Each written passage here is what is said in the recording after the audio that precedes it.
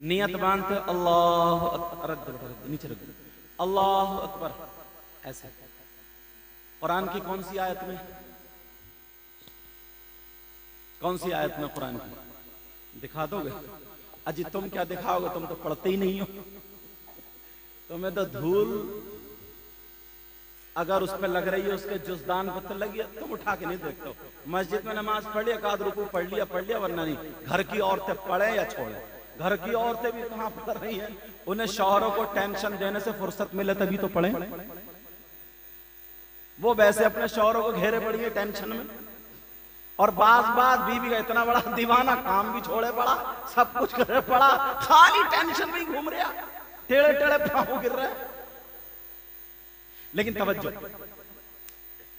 कुरान में है कैसे नियत बांध? किसने बताया भाई तुम्हें? ऐसे क्यों नहीं बांध रहे हो?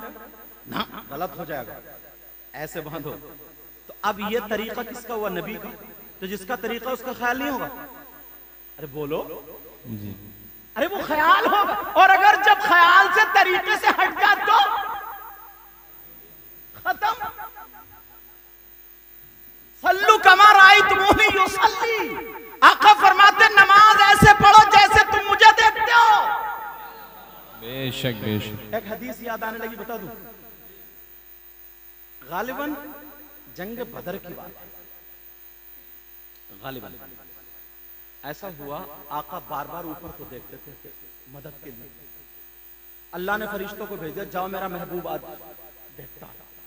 फरिश्तों से कहा, जो सहाबा ना जंग के कपड़े पहने थे, वर्दी कह लो, ड्रेस कह लो अपनी जबान में, फरिश्तों से कहा तुम भी वही पहनो और जाओ।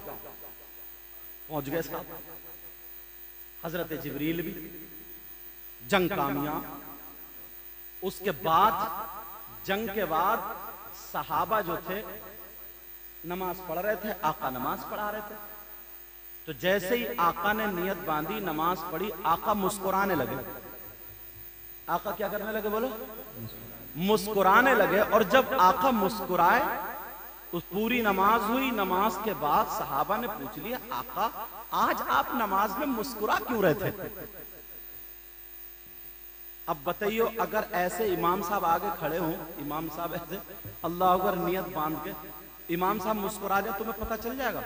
जब ऐसे देखोगे तो तुम में से भी बात ऐसे हैं, मैंने देखा नियत बांध, अल्लाह आगे खूब देख रहा यूं, और सुभान अल्लाह पढ़ रहा है। मैंने कई एक को देखा।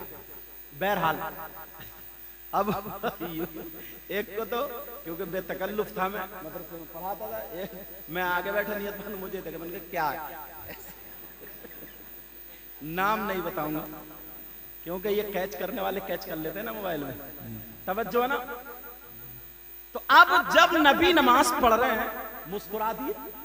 जब मुस्कुराए तो सहाबा ने पूछा, कब मुस्कुरा क्यों रहे थे? सहाबा ने ये नहीं कहा चक वुजू बना दोबारा नमाज पढ़, तू मुझे देख रहा था नमाज पढ़ रहा था, ये नहीं कहा। डाटा नहीं उनको कि तुम नमाज पढ़ते भी क्या कर रहे थे, क्योंकि अल्लाह के रसूल को पता था ये इबादत अल्लाह की करते और ज़ियारत रसूलुल्लाह की। बेशक बेशक बेशक। सहाबा ने पूछ लिया, आका मुस्कुरा क्यों रहे थे? मेरे नबी फिर मुस्कुरा के बोले बताऊं क्यों मुस्कुरा रहा था? कहा जी। कहा अल्लाह ने फरिश्तों को भेजा था मदद के लिए। अब फरिश्ते हजरत जिब्रील वापस गए। अल्लाह ने पूछा, जिब्रील आ गए? कहा जी मौला। कामयाबी जंग सब? कहा जी मौला। कहा ये बताओ मेरे महबूब से इजाजत लेकर के आए? कुल्लुहुम यतलुबून रिज़ा इला मुहम्मद सल्लल्लाहु तआला अलैहि वसल्लम। अब सुनो, कहा क्या मेरे महबूब से इजाजत लेके आयो? कहा इजाजत तो लेके नहीं आया। चलो आसमान से नीचे उतरो, जाओ इजाजत लेकर के आओ। तो बोले मैं नमाज पढ़ रहा था, जिब्रील इजाजत के लिए खड़े हुए थे, तो मैं मुस्कुराने लगा कि अब क्यों आयो? मैं इसलिए मुस्कुरा रहा था। अब बताओ, हदीस कुदसी के भी अल्फाज यही है कि जो जिस चीज में आका राजी है उसी से अल्लाह तबारक व तआला राजी है।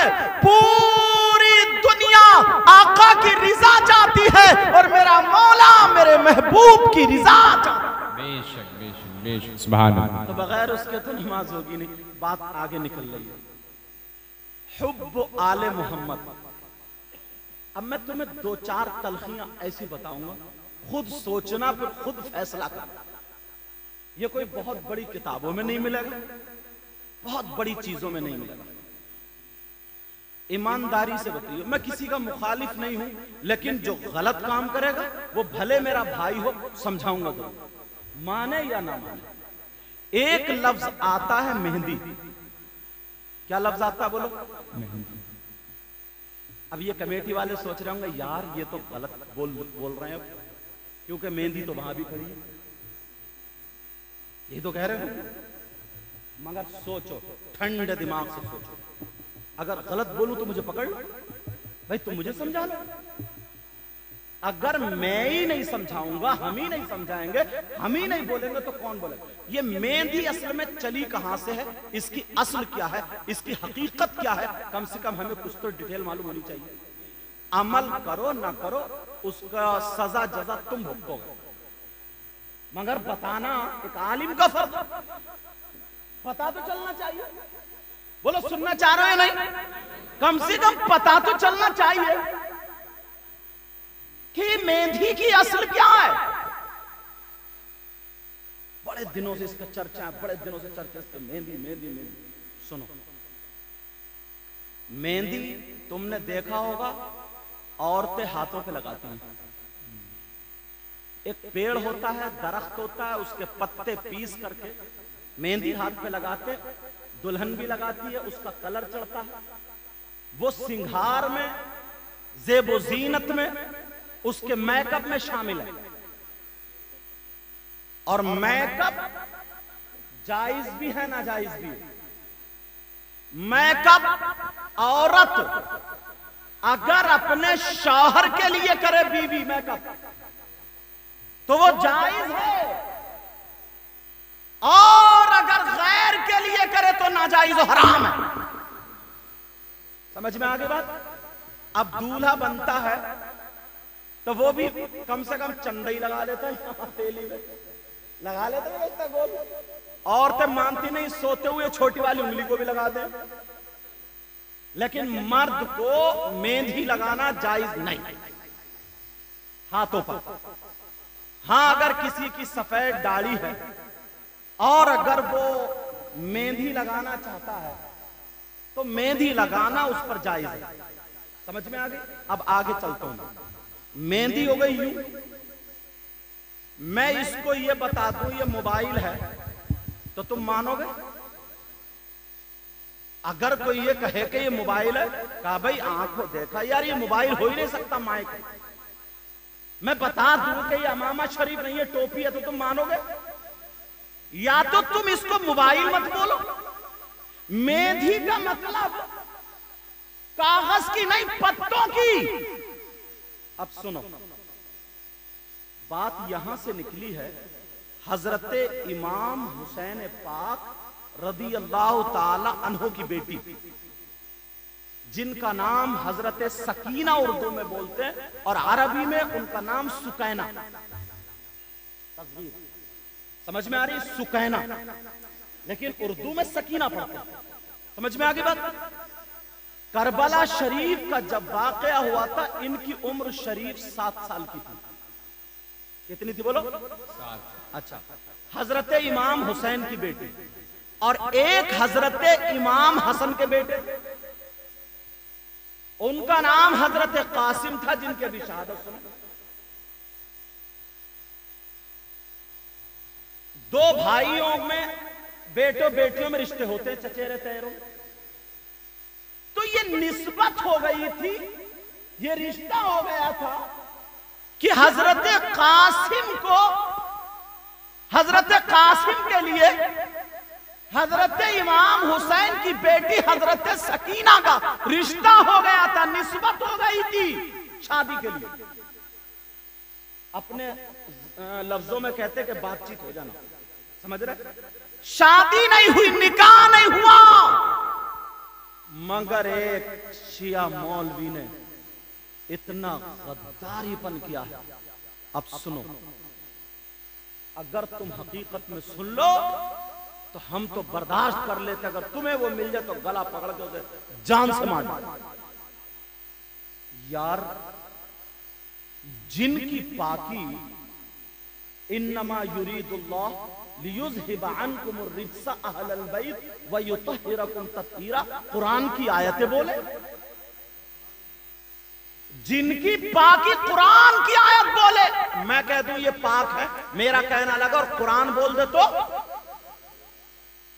मानना पड़ेगा, नहीं माने तो ईमान से खारिज। जो कुरान को ना माने वो ईमान से खारिज। रिश्ता हो गया। उस मौलवी ने लिखा, हजरत कासिम शहीद हो गए करबला में।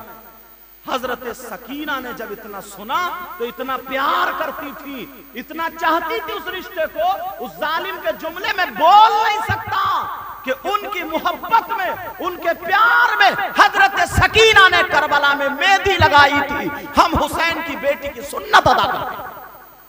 ये उस जालिम ने। यार जरा सोचो प्यारे, तुम्हारी बहन बेटी के बारे में कुछ सोचो तो क्या क्या, हुसैन की बेटी के बारे में ऐसा। और जरा दिमाग से सोचो, करबला शरीफ में जब कोई पेड़ ही नहीं था तो मेहंदी का पेड़ कहां से आया?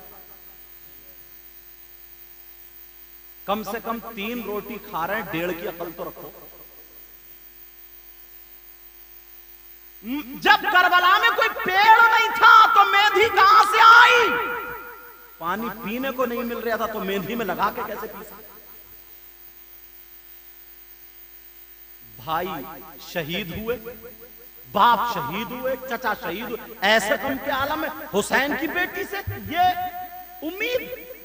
तौबा तौबा, उस जालिम ने कैसा चुरा भोंका। अरे जब वहां पे ना मेहंदी है ना कुछ है, ये कोई तारीख नहीं कि हुसैन की बेटी ने मेहंदी लगाई। खाना खाने को नहीं मिल रहा, पानी पीने को नहीं मिल रहा है। अरे वो तो कुरान पढ़ रही थी, नमाज पढ़ रही थी। अब हमारे लोगों ने, सीधे साधों ने, भोले भालों ने, जिन्हें पता नहीं था, वो शियाओं की रिवायतें उड़ते उड़ते उड़ते उड़ते उड़ते उड़ते हम तक पहुंच गई। जो बेचारे, मैं ये नहीं कह रहा हूं कि ये भी गलत समझ के कर रहे हैं, अगर ये गलत समझ के कर ले तो कभी हाथ नहीं लगाएंगे, सही बता रहा हूं मैं। अब अंदाजा लगा कैसे हालात। इन्होंने सीधे साधे भोले भाले अच्छा समझ के, सही समझ के, इन्होंने हम लोगों तक ये पहुंच गई। तो उन्होंने क्या किया? मलीदा या खीर, ये सारी चीजें बना करके उस पे कागज की एक ऐसे बनाते थे नाव की शक्ल में, और उस खीर की प्लेट पे रखते थे, उसमें चराग रखते थे और हाथ पे रख करके उसको ले जाते थे, मुहर्रम पे जाके चढ़ाते थे। 7 तारीख को या ये वाली 9वीं तारीख को इसको बोलते थे मेहंदी। 7, 8, 9 मतलब 3 मेहंदी होती थी। पहली तारीख 7 को, फिर 8 को, फिर लास्ट ईयर। अब बताइए, इस्लाम में इसकी कोई सनद है? बोलो, इस्लाम में इसकी कोई सनद नहीं। मैं तो ये कहता हूं, हुसैन पाक से मोहब्बत करो, उनके बच्चों से मोहब्बत करो। उनसे मोहब्बत करना ईमान का एक हिस्सा। ये मैंने शुरू में बताया। अगर नमाज पढ़ते अल्लाहुम्मा सल्ली अला मोहम्मद व अला आले मोहम्मद, आले मोहम्मद कौन थे? यही तो थे। अगर इन पर दुरूद ना पढ़ा जाए तो तुम्हारी नमाज मुकम्मल ना हो। बेशक बेशक, सुभान। यार,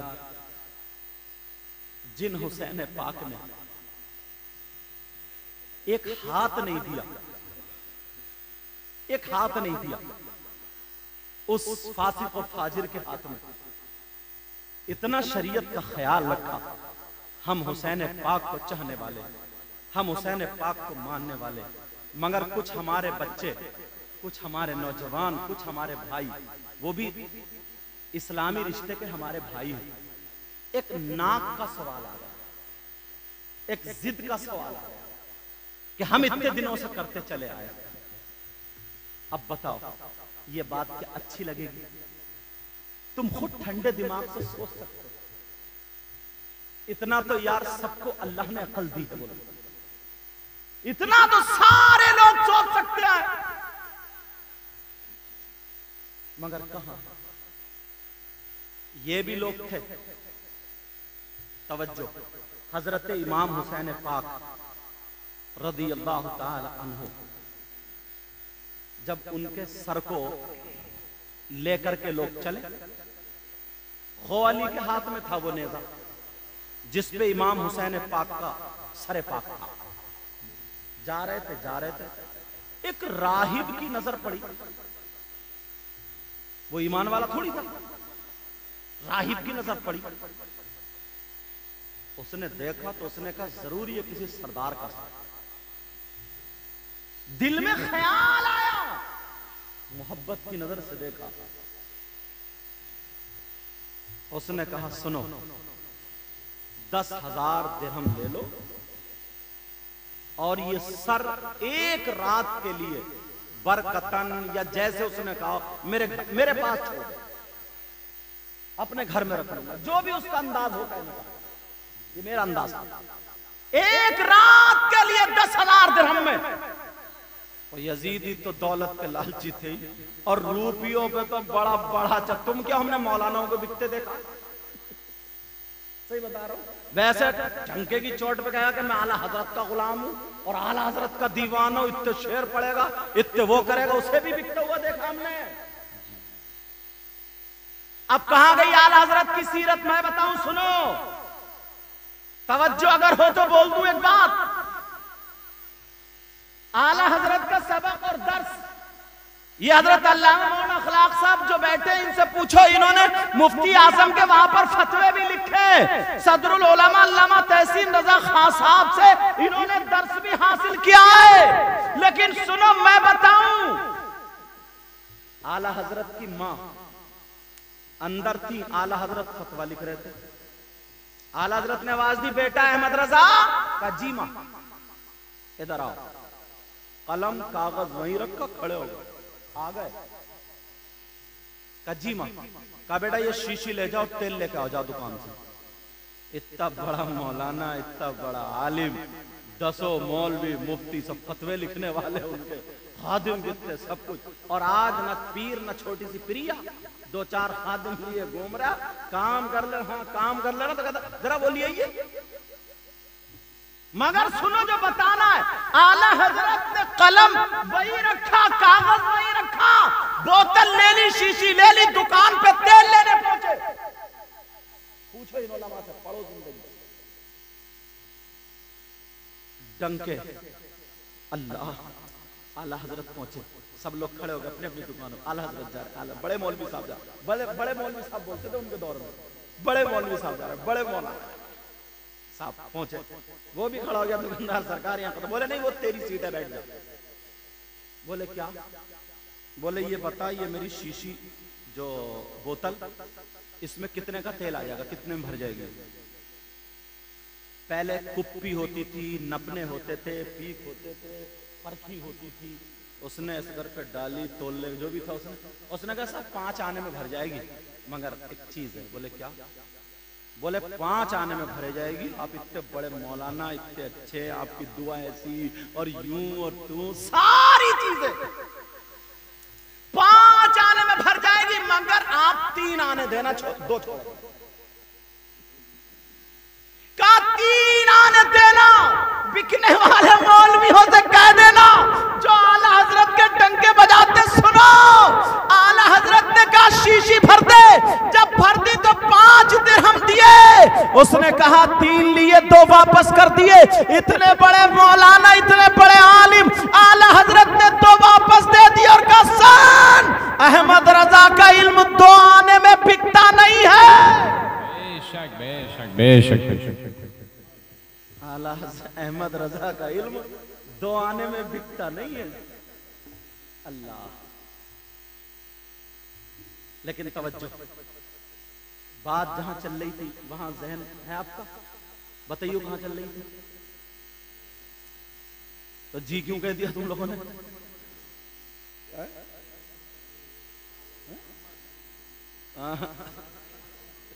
अभी भी पीछे हो तुम लोग। मैं ये बता रहा था, अरे सुनो, सुन तो लो, तुम अभी पीछे हो। मैं राहिब के पास जो सर आया था वहां की बात चल रही थी, वहां पे बात चल रही। तवज्जो है ना। ये मिठाई भी लिया नहीं भाई, पानी लाए। अच्छा, मैं समझा मिठाई लाए खत्म कराने के चक्कर में।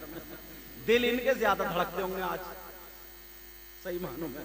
हाँ, क्योंकि जलसा ये करा रहा है, फिर यार क्या होगा क्या होगा। लेकिन सुनो, हक बात कह के जाना चाहिए। कोई भी मेरा दुश्मन नहीं है, सब इस्लामी रिश्ते के भाई, इस्लामी। लेकिन हक बात पहुंचनी चाहिए, नहीं बोलनी चाहिए? बोलो, पहुंचनी चाहिए हक बात। अब तवज्जो, हजरत इशारा कर देते, बढ़ा देते मुझे, कह रहा अल हक़्क़ु मुर्रुन वल बातिलु अज़्बुन। हक कड़वा होता है और बातिल जो होता है मीठा होता है। तवज्जो, राहिब ने कहा 10,000 दिरहम, तो वो लोग तो बिकने वाले थे ही। यहां से बात चली थी बिकने पे। तवज्जो है ना। अब देखो, गड़बड़ मत करो, पानी पी लो आराम से। तुमने बहुत शहादतें भी बहुत मैंने भी सुनाई है और उलमा ने भी सुनाई है, मगर आज मेरी तबीयत चाह रही है ये बोल, इस्लाह होनी चाहिए। अब 10,000 दिरहम में ले लिया। उसकी मोहब्बत देखो, मोहब्बत दिखा रहा हूं, उसका प्यार देखो यार। वो ईमान वाला नहीं था, वो मोमिन मुस्लिम नहीं था। उसे पता चल गया बस जो इनके सरदार हैं मोहम्मद रसूलुल्लाह, ये उनके नवासे हैं। और ये पता हजरत अबू हुरैरा ने दिया था कि एक हदीस में ना कि एक दहने कांधे पे हसन थे और बाएं कांधे पे हुसैन थे, और यही कहते जाते थे अल्लाहुम्मा इन्नी उहिब्बुहुमा फअहिब्बहुमा व अहिब्बा मैं युहिब्बुहुमा। आका ही फरमाते थे हदीस। अभी तुमने हदीस सुनी का इमाम हुसैन के बारे में? उसने रात को बोले दे दो, ये अकेला अगर कहीं ले गया तो छीन मारेंगे इससे। 10,000 दिरहम ले लिए उन्होंने। तवज्जो, अब इसने क्या किया, जो खून में रेत में ये बाल शरीफ जो सने हुए थे, उसने जितना भी हो सकता था उसको साफ किया, इत्र में बसाया, मतलब बड़े अच्छे तरीके से उसने रखा और शानदार और मोहब्बतन ये अपने मोहब्बत का इजहार किया। उसने देखा आसमान से सर पर एक नूर का समा बन गया। क्या बना बोला? नूर का समा बन गया। जैसे लाइट नहीं पड़ती है, वो लाइट नहीं पड़ती ऐसे वो देखने लगा। उसने कहा जब नवासे का ये आलम है तो नाना का आलम क्या होगा? उसके दिल की दुनिया पलट गई और कलमा पढ़ लिया उसने और सुबह को दे दिया। और वो यजीदी जो कलमा पढ़ते थे, जो कभी कभी नमाज भी पढ़ते थे, वो यजीदी सर को लेकर गए आगे जाकर के वही दिरहम बांटने लगे कि चलो अब बांट ले। मगर जैसे ही थैलियां खोली तो अब ठेकरी निकली, वो बन रही गुठलियां और उन ठेकरियों पे लिखा हुआ था वसयअलमुल्लज़ीना ज़लमू अय्युल क़लबि यनक़लिबून। और दूसरी तरफ लिखा हुआ था वला यहसबन्नल्लाह गाफिलन अम्मा यअमलुज़ ज़ालिमून। ये एक मोहब्बत, और उधर दौलत से मोहब्बत, उधर रूपियों से मोहब्बत।